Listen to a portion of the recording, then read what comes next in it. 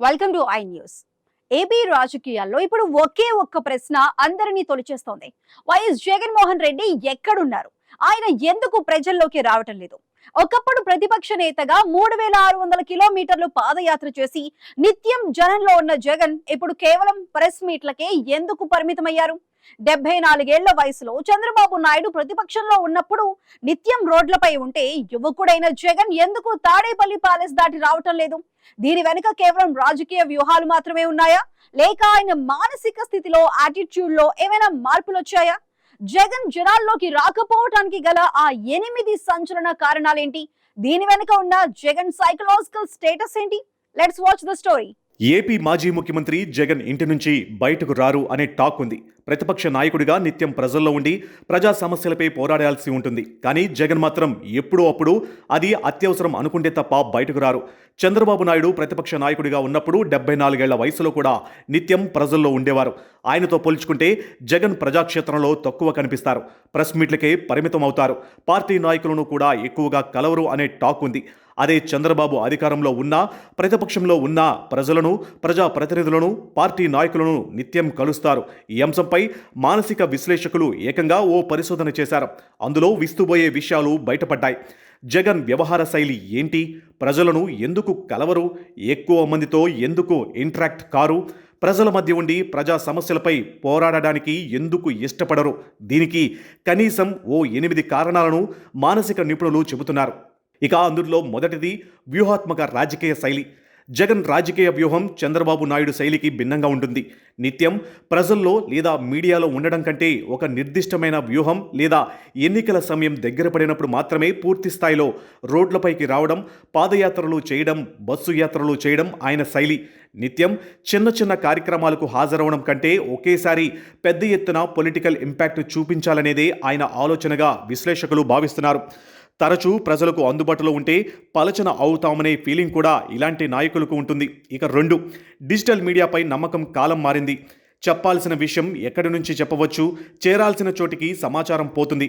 ఇంట్లోనే కూర్చునే ఇలా పనులు చక్కబెట్టే అవకాశం ఉన్నప్పుడు బయటకు ఎందుకు పోవాలనేది కొందరు నాయకుల ఆలోచన ధోరణి. ప్రస్తుత ఆధునిక కాలంలో ప్రజలను నేరుగా కలవడమే కాకుండా ప్రెస్ మీట్లు, సోషల్ మీడియా, డిజిటల్ ప్లాట్ఫామ్ల ద్వారా కూడా ప్రజల్లోకి బలంగా వెళ్లవచ్చనేది జగన్ నమ్మకం. క్షేత్రస్థాయికి వెళ్లకుండానే పార్టీ వాయిస్ను డిజిటల్ మాధ్యమాల ద్వారా ప్రజల్లోకి చేరవేయవచ్చనే భావన కూడా దీనికి ఒక కారణం కావచ్చు. 3, కేంద్రీకృత లీడర్షిప్. జగన్ కోర్ టీంపై ఎక్కువ ఆధారపడతారనే టాక్ ఉంది. చంద్రబాబు నాయుడు తరహాలో నిత్యం వందల మంది నాయకులను, కార్యకర్తలను వ్యక్తిగతంగా కలిసి మాట్లాడే అలవాటు ఆయనకు తక్కువ. అందరితో ఇంటరాక్ట్ అవ్వడం కంటే ఎంపిక చేసిన ముఖ్య నేతలతో మాత్రమే పార్టీ వ్యవహారాలను నడపడానికి ఆయన ప్రాధాన్యత ఇస్తారు. ఎక్కువ మందిని కలవడం వల్ల టైం వేస్ట్ తప్ప క్వాలిటీ వర్క్ జరగదు అనేది జగన్ ప్రగాఢ విశ్వాసం. చాలామంది సందర్శకులు తమ వ్యక్తిగత సమస్యలు చెబుతారే తప్ప పార్టీకి తనకు అవసరమయ్యే ప్రొడక్టివ్ డిస్కషన్ ఉండదనేది కూడా జగన్ భావన. ఇక 4, అంతర్గత సమీక్షలు. అధికారం కోల్పోయిన తర్వాత పార్టీని క్షేత్రస్థాయిలో ఎలా బలోపేతం చేయాలనే దానిపై ఆయన ఎక్కువగా అంతర్గత సమీక్షలకే పరిమితమయ్యారు. అలాగే ప్రతిపక్షంలో ఉన్నప్పుడు ప్రజాక్షేత్రంలోకి వెళ్లే సమయంలో తలెత్తే భద్రతాపరమైన అంశాలు, ప్రభుత్వ పరంగా ఎదురయ్యే ఆంక్షలు లేదా కేసులు వంటి సాంకేతికత, చట్టపరమైన అంశాలపై దృష్టి పెట్టడం వల్ల కూడా బయటకు రావడం తగ్గొచ్చు. 5, సంక్షేమ పథకాలపై నమ్మకం. తన 5 ఏళ్ల పాలనలో అందించిన నవరత్నాలు, ఇతర సంక్షేమ పథకాలు లబ్ధిదారులు ఎప్పటికీ తన వైపే ఉంటారనే బలమైన నమ్మకం జగన్కు ఉంది. తాము చేసిన మేలు ప్రజల గుండెల్లో ఉంటుందని, కాబట్టి నిత్యం రోడ్లపైకి వచ్చి నిరసనలు చేయాల్సిన అవసరం లేదనే ఒక రకమైన పొలిటికల్ కాన్ఫిడెన్స్ కూడా ఆయనను ప్రజాక్షేత్రంలో యాక్టివ్గా ఉండకుండా ఆపుతుందని రాజకీయ వర్గాలలో ప్రచారం ఉంది.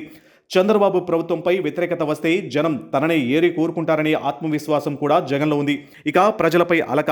రాజకీయ వర్గాలలో వినిపించే బలమైన టాక్ ప్రకారం దేశంలో ఏ రాష్ట్రంలోనూ లేని విధంగా బటన్ నొక్కి నేరుగా లబ్ధిదారుల ఖాతాల్లోకి లక్షల కోట్లు జమ చేసిన ప్రజలు తనను ఘోరంగా ఓడించారనే తీవ్ర అసంతృప్తి, ఒక రకమైన అలక జగన్లో ఉన్నట్లు కనిపిస్తుంది.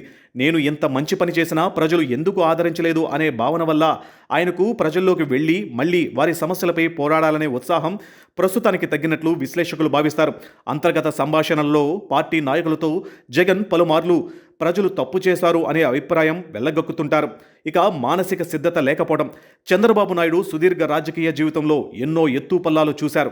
గత వైసీపీ ప్రభుత్వ హయాంలో ఆయన అసెంబ్లీలో ఘోర అవమానాలు ఎదుర్కొని కన్నీళ్లు పెట్టుకుని మళ్లీ సీఎంగానే సభలోకి వస్తా అని శపథం చేసి బయటకు వచ్చారు. జైలుకు కూడా వెళ్లారు. కానీ జగన్ది భిన్నమైన మనస్తత్వం. ఇప్పుడు తానే గనుక ప్రతిపక్ష నేతగా రోడ్లపైకి వస్తే కూటమి ప్రభుత్వం నుంచి, ప్రత్యర్థి వర్గాల నుంచి తీవ్ర స్థాయిలో ప్రతిఘటన, అవమానాలు ఎదురవుతాయనే ఆందోళన ఆయనలో ఉండొచ్చు.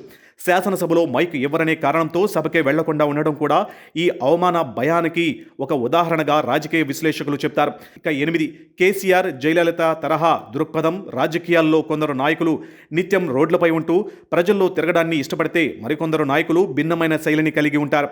తెలంగాణ మాజీ సీఎం కేసీఆర్, గతంలో తమిళనాడు సీఎం జయలలిత వంటి వారు నాయకుడు అనేవాడు పాలసీలు రూపొందించే ఒక మార్గదర్శకుడిగా ఉండాలి తప్ప ప్రతి చిన్న పనికి క్షేత్రస్థాయికి వెళ్లాల్సిన అవసరం లేదు అనే యాటిట్యూడ్లో ఉండేవారు.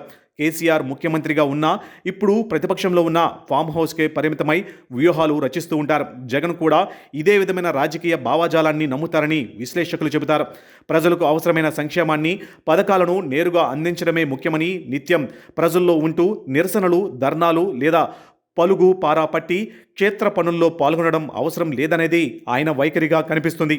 జగన్మోహన్ రెడ్డి ప్రజాక్షేత్రంలో కనిపించకపోవడం వెనుక కేవలం ఓటమి ఇచ్చిన షాక్ మాత్రమే లేదు. దాని వెనుక ఒక పక్కా పొలిటికల్ యాటిట్యూడ్, ప్రజలపై ఉన్న అలక, చంద్రబాబుల అవమానాలను తట్టుకోలేమనే ఒక మానసిక భయం. వీటన్నింటితో పాటు కేసీఆర్, జయలలిత తరహా కేంద్రీకృత లీడర్షిప్ స్టైల్ స్పష్టంగా కనిపిస్తున్నాయి. కానీ ఇక్కడ ప్రశ్న ఉంది.